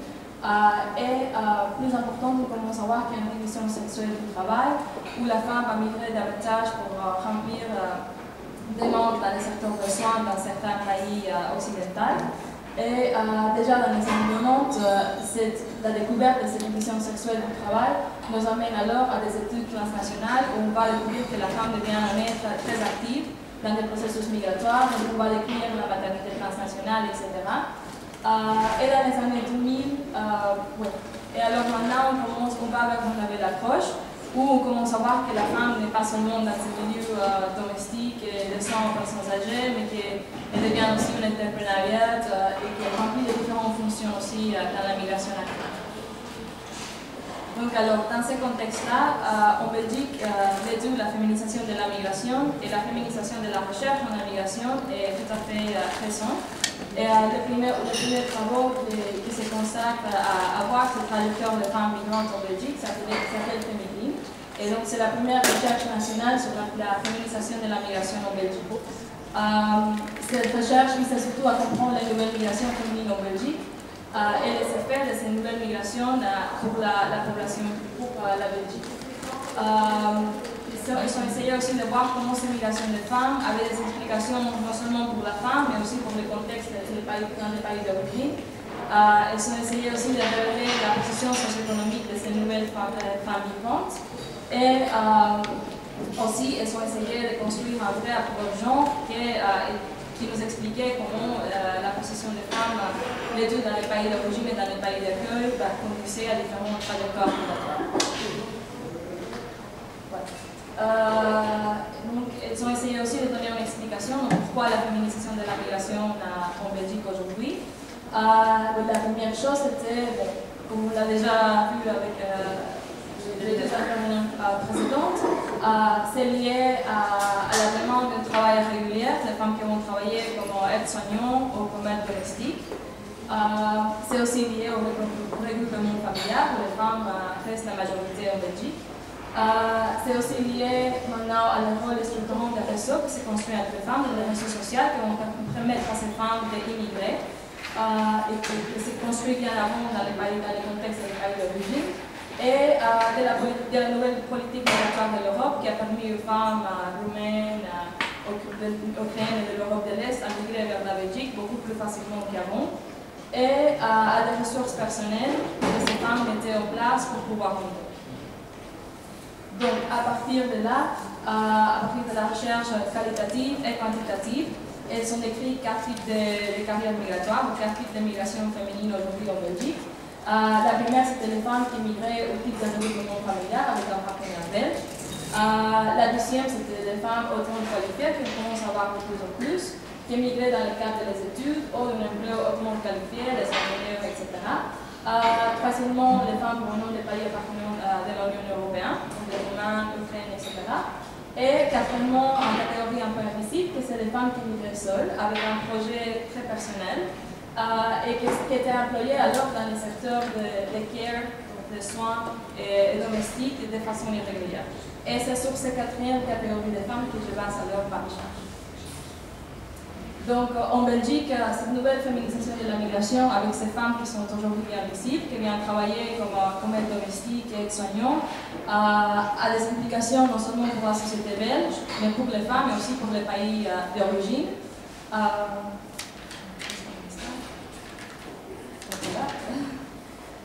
Je me suis aussi rendu compte que c'était important de montrer aussi la non-homogénéité de ces femmes. Donc, même si elles travaillaient dans les secteurs des soins et du care domestique, c'était des femmes qui avaient différents profils, dont il y a des ingénieurs, des docteurs, etc.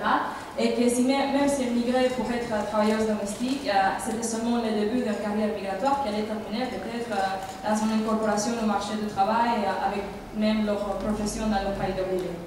Donc, ça m'a amené à étudier les carrières migratoires de ces femmes dans ce secteur des domestiques ou aides-soignants, des femmes colombiennes et équatoriennes. Pourquoi des femmes colombiennes et équatoriennes? Parce que c'est aujourd'hui les femmes latino-américaines qui tiennent le secteur du care et l'aide domestique dans une ville comme Bruxelles. Parce que c'est aussi deux catégories qui ont été récemment régularisées beaucoup avec le processus de régularisation de 2009.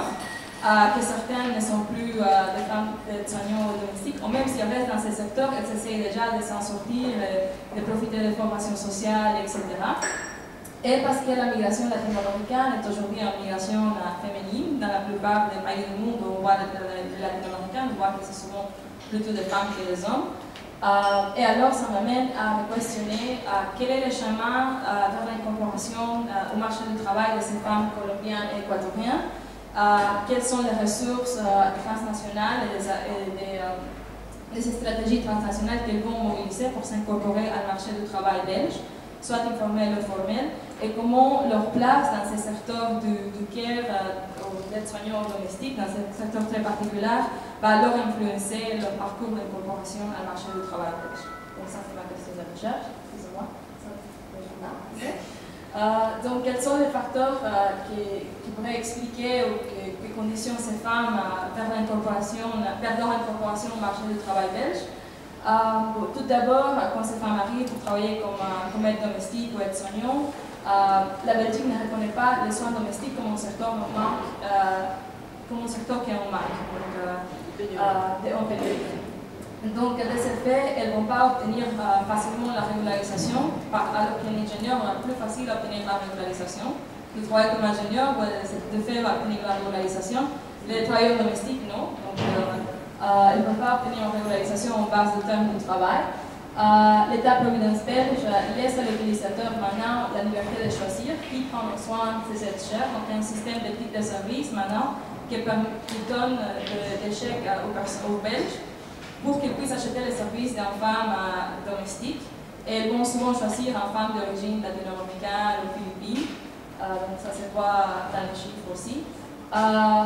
Et donc il y a aussi le statut migratoire des femmes. Certains d'entre elles ont bénéficié d'une précédente période de régularisation en Belgique.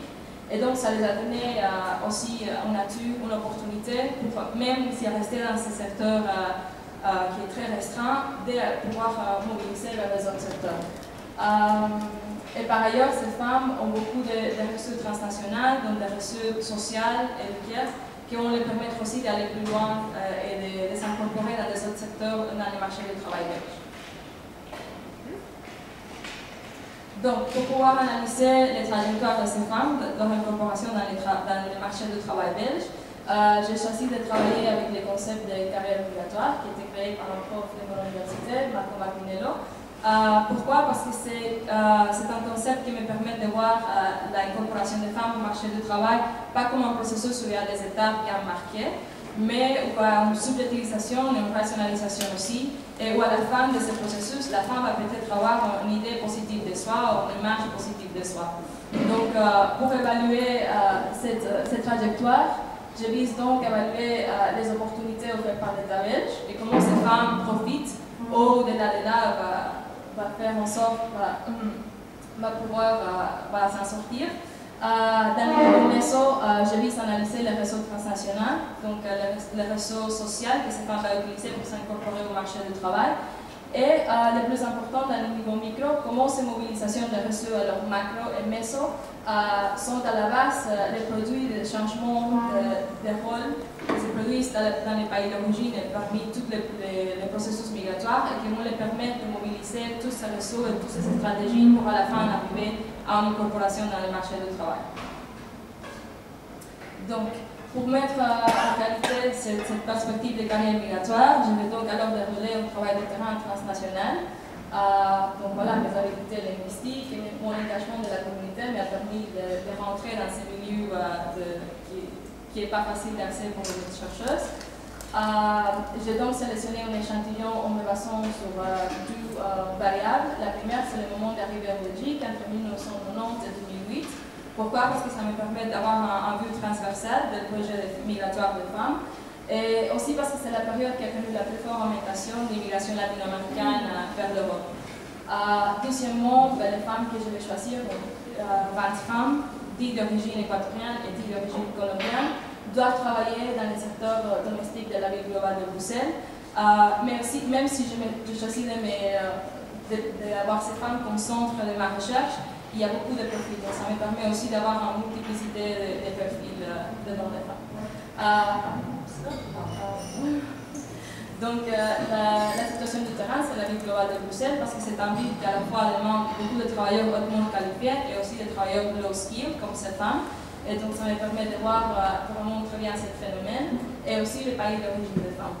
Les différents acteurs vont être interviewés et suivre complètement la recherche, non seulement les femmes, sinon aussi les organisations des migrantes et les institutions publiques, donc des niveaux macro. Plus important, les lieux de travail des femmes et les foyers dans les pays d'origine.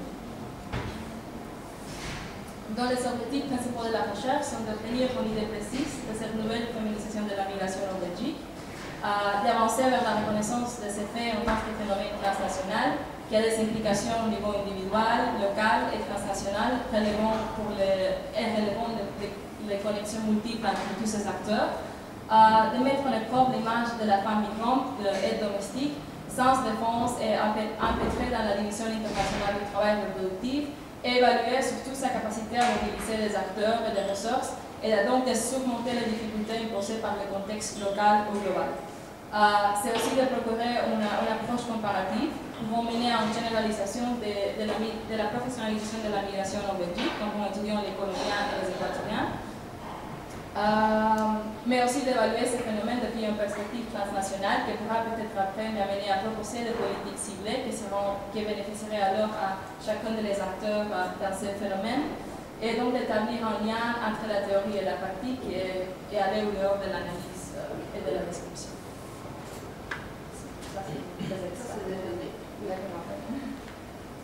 Ok, donc là vous en êtes au stade de construction d'un cas théorique. Voilà. Oh, d'accord. Et donc vous allez vous déguiser entre guillemets en femme de ménage pour rentrer dans les familles belges, c'est ça? Oui, pour pouvoir construire vraiment les schémas de collaboration au marché du travail. Le fait de parler espagnol, ça va être dans la relation et l'interaction, la confiance que vous allez pouvoir avec ces femmes, non? Oui. Ah oui, non? Pourquoi non? Pourquoi non? Parce que je viens de l'université, je suis déjà chercheuse. Certaines de ces femmes, même si elles sont des professions dans leur pays d'origine, n'ont pas la possibilité de faire notre travail qui est un travail domestique. Donc, on va voir aussi tout comment on menace parfois. Ça m'aide et ça m'aide pas. Mais en même temps, je suis déjà la 3e génération des migrants dans ma famille. Donc quand je raconte mon histoire personnelle, ça fait déjà qu'il y a une connexion profonde avec les gens. Merci.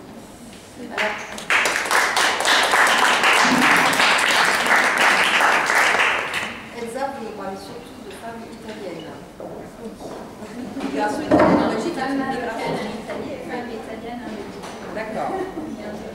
Donc, la migration italienne en Belgique est ancienne, il faut dire, elle remonte au moins au... Les Marocaines, c'est vers les années... Voilà. Non, mais en termes de temporalité, la migration des Italiennes en Belgique est plus ancienne. Voilà.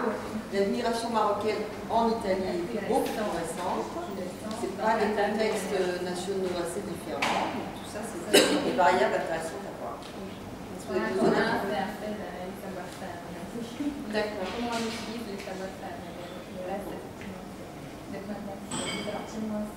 Alors, il est où? Ça s'appelle transmission.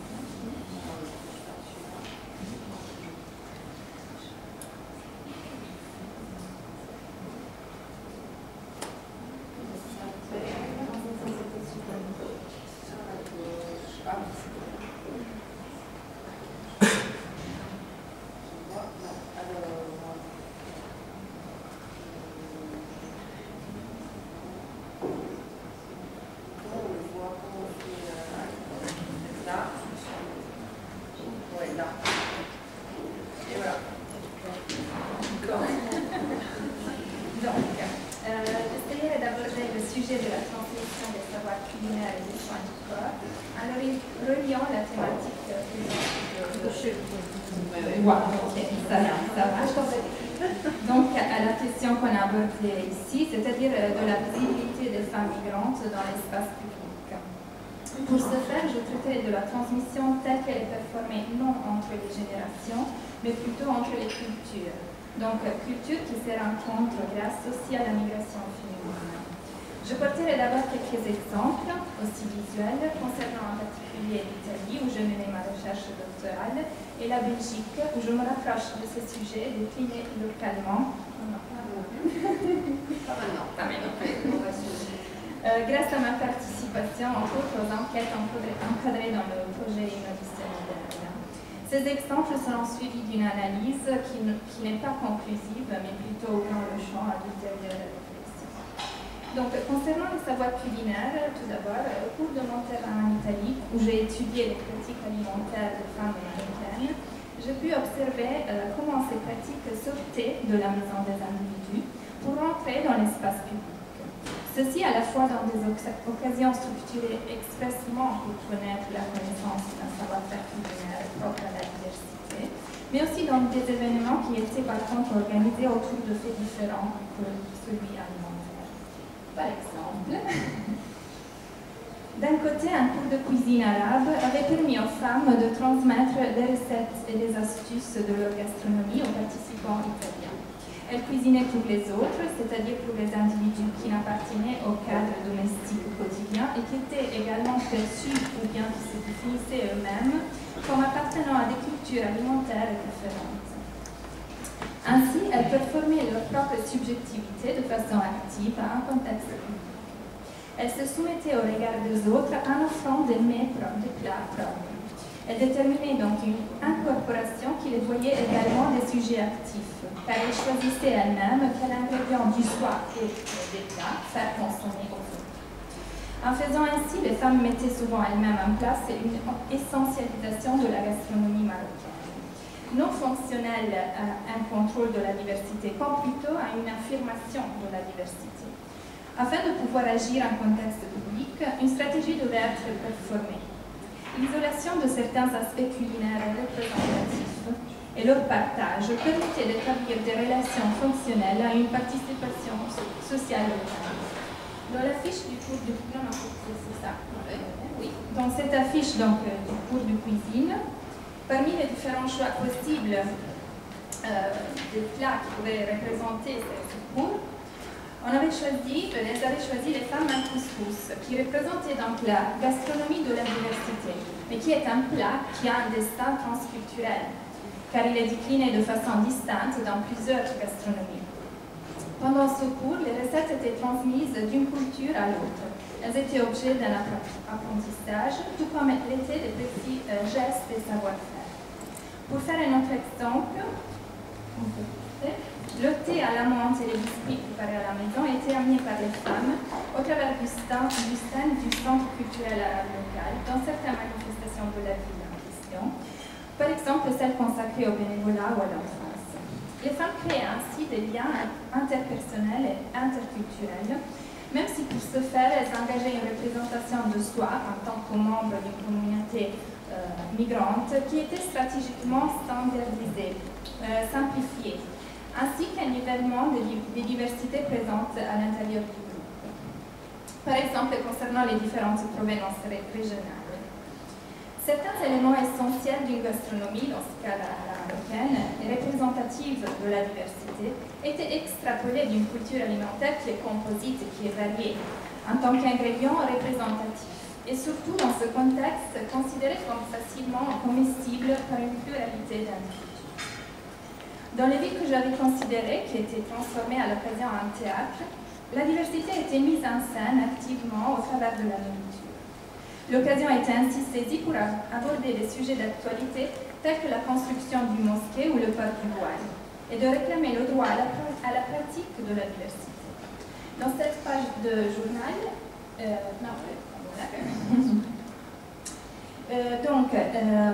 qui était exposé à côté du salon, celui qu'on appelait le salon arabe dans ces manifestations, où on pouvait boire, goûter et déguster des biscuits.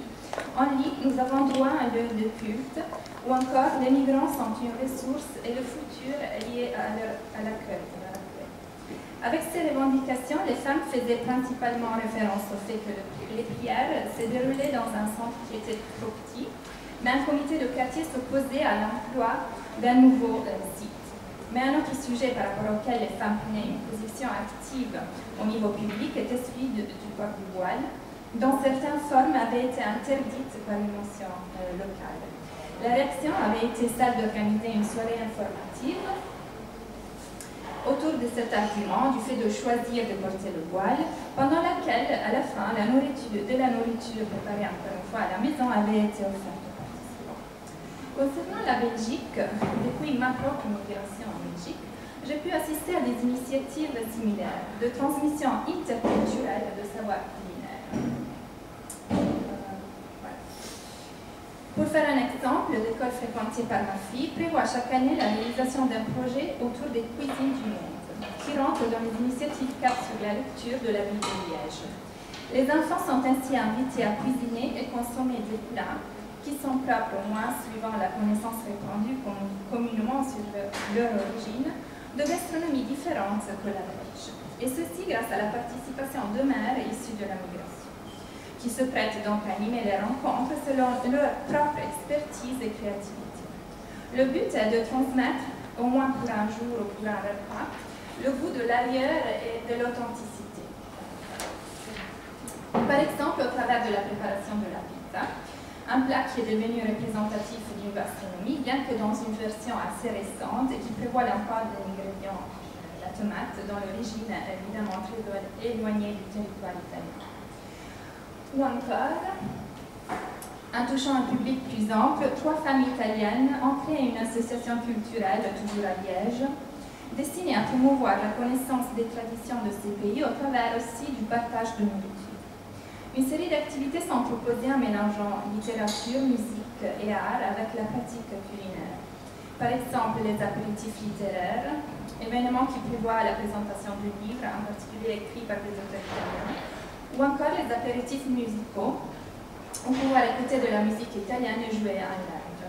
À ces occasions, des plats sont cuisinés par les responsables de l'association elle-même ou par leur entourage, et offerts afin de transmettre la connaissance au travers de la dégustation de la gastronomie italienne dans une nouvelle forme cette fois, car elle est déclinée dans ses spécificités régionales. À chaque rencontre, on peut consommer de la nourriture de Ligurie ou du Friuli Venezia Giulia, du Piémont. Et donc, au niveau alimentaire, on assiste à 2 processus inverses, d'une certaine façon. D'un côté, à une sensibilisation de certaines pratiques, comme nous l'avons vu chez les femmes marocaines dont j'ai parlé avant, ou dans les cas où certains plats régionaux italiens, c'est-à-dire la pizza napolitaine, mais aussi les arancini siciliens, les lasagnes bolognaises. Donc ces plats régionaux sont élevés au niveau national pour constituer des formats globaux des nourritures italiennes consommées entre terre et l'étranger et aussi transmis à la diversité culturelle. De l'autre côté, les spécificités régionales sont remises en évidence dans les caractères qui leur sont propres. Dans certains cas, on assiste à une relocalisation de la nourriture italienne, aussi en contexte migratoire. Et ceci grâce justement à la diversification des expériences amenées par les femmes et à leur valorisation. En ce qui concerne le savoir lié au corps, j'amènerai l'exemple de l'utilisation de certains produits marocains, dont la commercialisation au niveau international se fait grâce aux connaissances et savoir-faire transmis par les femmes. Par exemple, on trouve désormais partout des shampoings à base de persoul, tels que ceux que je montre dans la première photo. Cette argile, avant d'être appliquée sur les cheveux, devait être traitée suivant un processus précis, dont la connaissance et la pratique étaient propres aux grammaires marocaines. Elle devait être humidifiée avec de l'eau bouillante à base de lavande et ensuite séchée au soleil. Ou encore, l'huile d'argan est devenue un ingrédient de beauté très renommé au niveau international, dont la valorisation dépend à la choisir des femmes. Au Maroc, la principale promotrice de l'emploi de cette huile est une femme, biochimiste à l'Université de Rabat. Elle est aussi la fondatrice de certaines de nombreuses coopératives locales où les femmes marocaines sont engagées dans un processus de mise en commun de leur expertise historique au niveau de la production d'huile d'argan. On peut montrer l'autre photo. Donc, ces photos sont tirées du site d'un de ces coopératives qui est situé à Agadir. Et une représente, peut-être aussi pour des buts folkloriques, l'activité originaire des femmes concernant le travail des noix d'argan. Cette expertise est en fait aussi été transformée. Elle est l'objet d'une réappropriation, c'est la production d'huile d'argan qui, une fois se faisait avec des particuliers multi-ampères, a été désormais mécanisée. Ceci a causé aussi une transmission à l'étranger de ce savoir-faire redéfini au travers de la marchandisation de cette huile. Ce processus, c'est-à-dire de ces promoteurs, a causé la diffusion à la fois d'une majeure possibilité d'emploi local des femmes dans ce genre d'activité et de la connaissance à l'étranger de leur rôle dans certaines dynamiques économiques.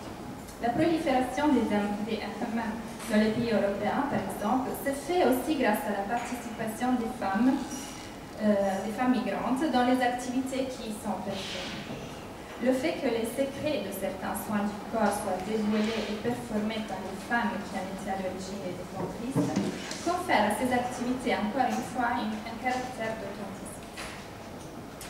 La photo à côté, non, toujours ici, a été prise par exemple dans un hammam milanais où on montre donc la production de l'huile d'argan grâce aux femmes.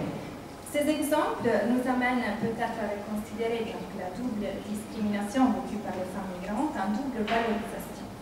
Les facteurs qui permettent la participation au nouveau contexte social sont le fait d'être femme et le fait de venir d'ailleurs, d'amener donc des modalités d'intervention propres, ainsi comme des spécificités culturelles à découvrir et apprécier. C'est pas grave. Donc, sur le site de l'association italienne à Liège dont je vous parlais, on lit que le nom de ce centre, qui est notamment une fleur, symbolise, je cite, la fémininité, le nombre d'idées que notre union fait naître, la variété des activités que notre association a envie de proposer. Ici, nos envies et nos spécificités sont mises en valeur et complétées.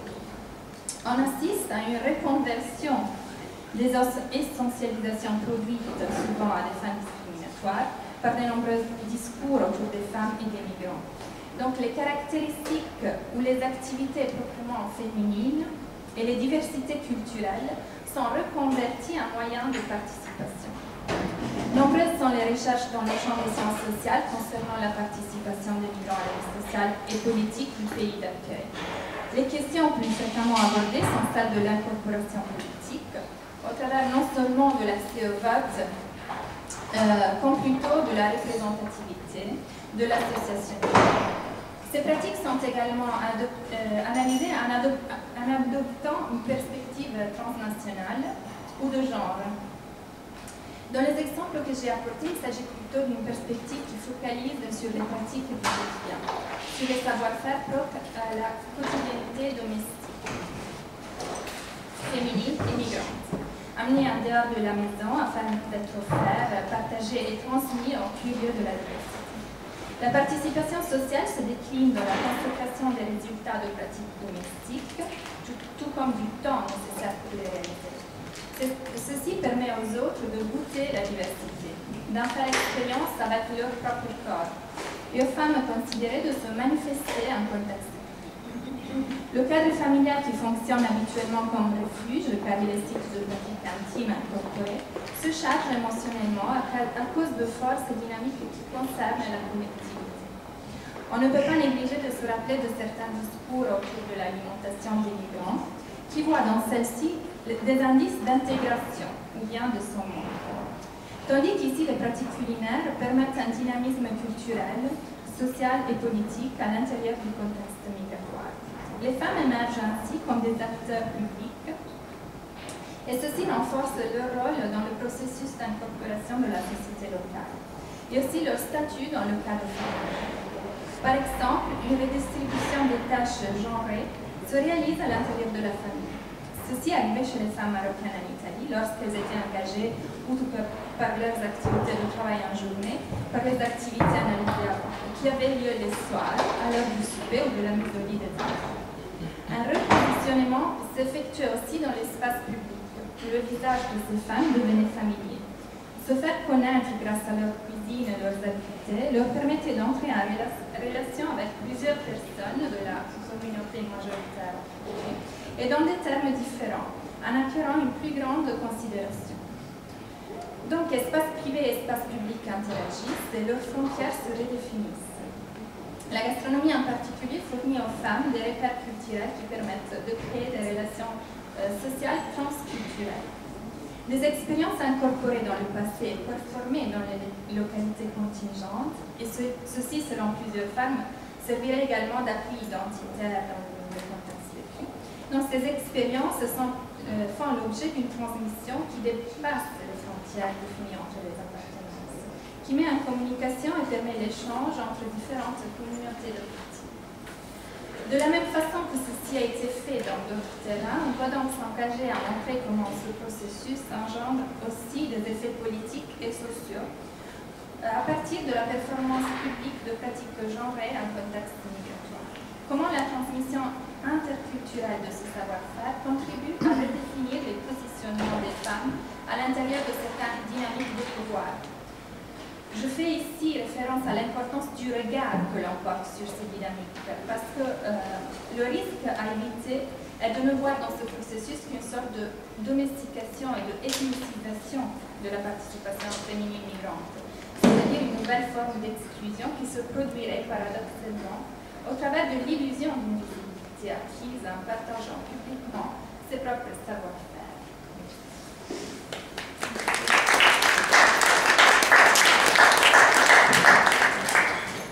Ce qui est intéressant dans votre intervention, c'est de montrer que la visibilité des femmes migrantes peut aussi passer par la présentation de plats ou de soins corporels. À la fois, de façon paradoxale, c'est une codification de leurs références culturelles en fonction des normes de la société d'accueil, la Belgique ou l'Italie, mais c'est aussi les conditions de participation de ces femmes migrantes dans l'espace public. Donc, avec toutes je pense, un souci de reconnaissance, de partage, de transmission vers l'espace public, non plus dans l'espace familial. Donc, vous allez certainement travailler sur ce paradoxe-là, sur cette contradiction, ces deux effets presque inverses. Oui, effectivement. Ce que j'aborde aussi beaucoup dans ma tête, c'est comment les politiques se différencient en réalité entre ce qui se passe à l'instant et ce qui se passe ailleurs. Il y a vraiment une grande variété.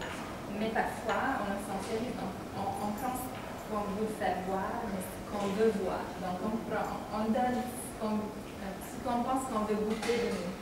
Et alors, si voilà, on présente tous en fait des cuisines sur les plats qui sont considérés comme représentatifs de certains, mais qui à la maison, on goûte bien quand même.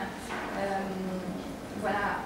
Il y a des mélanges aussi de pratiques qui s'entrelacent et qui sont bien évidemment moins essentialisés que ce qui vient de essentiel. Mais ça reflète aussi plus en général ce qui se passe dans le contexte de cette ville de l'ethnographie, mais aussi au niveau national en Italie. Donc il y a une politique de l'interculturalité qui consiste dans la valorisation des différences de façon assez standardisée, mais c'est la seule façon de reconnaître les différences. Et donc, c'est vraiment difficile parce que, effectivement, ça donne de l'activité, mais parfois ça contribue à stéréotyper. Donc, il faut trouver un. Est-ce que ça peut être une étape à de la participation politique dans un deuxième temps? Là, on voit bien qu'au bas du privé, on ingère, on intègre, on injecte des éléments culturels de référence malheureusement folklorisés dans l'espace public. Et est-ce que ça peut amener à l'espace public proprement dit? Pour l'instant, à mon avis, c'est assez difficile, dans le sens que l'accès à la politique se fait au travers d'autres forums. Et donc, ici, il y a une sorte de processus d'ethnicisation, mais de l'intérieur, et donc de la revendication au travers de l'ethnicisation. Ceci n'est pas possible. Les représentants politiques, par exemple, en Italie, qui proviennent de l'immigration, représentent souvent eux-mêmes comme se détachant de leur culture d'origine, pour se montrer comme le modèle de l'intégration. génération, il y a tous ces discours-là. Donc, à mon avis, c'est un peu difficile. C'est peut-être moins vrai en Belgique que l'immigration. C'est peut-être moins vrai, mais je vois quand même que. Bon, je ne vais pas aller dans le sujet du voile parce que on ne peut pas y aller, bien sûr. Mais c'est juste les représentants, par exemple, de la politique belge de femmes culture musulmane, ils sont jamais voilées. Il y en a quand même. Il y en a quand même. La présidente du Parlement bruxelloise. Moi, je trouvais que c'était très intéressant votre exposé à toutes les démarches. Je trouve ça dommage que vous n'ayez pas justement mis un peu en perspective le modèle belge d'intégration, parce que quand même ça permet d'éclairer ce que vous dites. C'est-à-dire que ce n'est pas du tout le même contexte qu'en France, on est plus dans un modèle multiculturaliste. Donc si vous ne donnez pas ces clés de compréhension, c'est un peu dommage, parce qu'on a l'impression que vous participez à ethnicisé ou à essentialiser ce que vous dites. Donc c'est dommage. Je trouve que vous ne précisez pas, par exemple, il y a deux choses qui m'intéressent. Le burqa, c'est vous qui le qualifiez comme ça ou c'est la soirée qui était qualifiée? Et ça, c'est important. Alors, je vous nommer préciser. Et attendez, je pose la deuxième question, après je vous laisse tranquille. Et puis, je voulais savoir si l'association marocaine que vous évoquez, les femmes dont vous parlez, elles sont constituées en association? Est-ce qu'elles sont en Belgique, quand même, aujourd'hui, il y a une migration marocaine qui est très particulière, qui est plutôt du RIF, avec déjà au Maroc une identité assez particulière. Le RIF, c'est pas le même qu'une région au Maroc. Donc, vous voyez, c'est des clés de compréhension qui sont très importantes, parce que sinon, effectivement, ça a l'air comme ça d'être assez un prisme un peu, un parti pris de votre part. Je suis sûre que ce n'est pas le cas. Mais voilà, donc la question du cas, et la question, est-ce que ces femmes italiennes dont vous parlez, que vous qualifiez en disant qu'elles sont constituées en association pour faire connaître leur culture d'origine, parce que c'est un phénomène qu'on a connu en France aussi, tout ce mouvement social de l'immigration qui était porté sur les faire connaître la culture d'origine, avec tout ce que ça veut dire derrière, le folklorisme, comme je disais Marie. Mais est-ce que ces femmes sont constituées en association? Non. Alors, d'abord, moi je parle de Marocaines en Italie. Je ne parle pas de Marocains en Belgique. Je parle de Marocains en Italie. Les Marocaines en Italien. En Italie. Et c'est des Italiens en Belgique italienne en Belgique. Donc ça, il faut distinguer parce que c'est des réalités complètement différentes. Ça n'a rien à voir. Donc, concernant la soirée, j'ai ajouté ça. Donc, en Italie, dans la ville où j'ai fait mes mémoires négatives, il y a eu une motion appelée contre le code du burqa, de la burqa, pas du voile, le code de la burqa. C'est une motion qui a été promue par un représentant du droit, mais qui a été approuvée presque à l'unanimité, sauf à exception de la Donc, ça a fait un gros scandale, parce que ça a fait un gros scandale parce que, donc c'est pas une association dont je parlais, mais c'est le Centre culturel islamique de la ville, islamique ou arabe? Centre culturel islamique de la ville, qui a été choqué par cette question parce qu'il n'avait pas été interpellé et parce que c'était un acteur social local très important, mais il n'avait pas été interpellé et cette motion avait été approuvée au nom de la liberté de la femme et au nom de la liberté de la femme. Donc, le centre culturel, en particulier les femmes du centre culturel islamique, ont décidé d'organiser une soirée qu'ils ont appelée, en appelant la motion soirée burqa, où elle parlait tout d'abord du fait que la burqa, c'est une typologie de voile qui est portée qu'en Afghanistan et qui n'existe pas dans cette ville. Ils ont fait la distinction avec, en particulier, le niqab qu'on voit, mais vraiment 2-3 cas dans cette ville.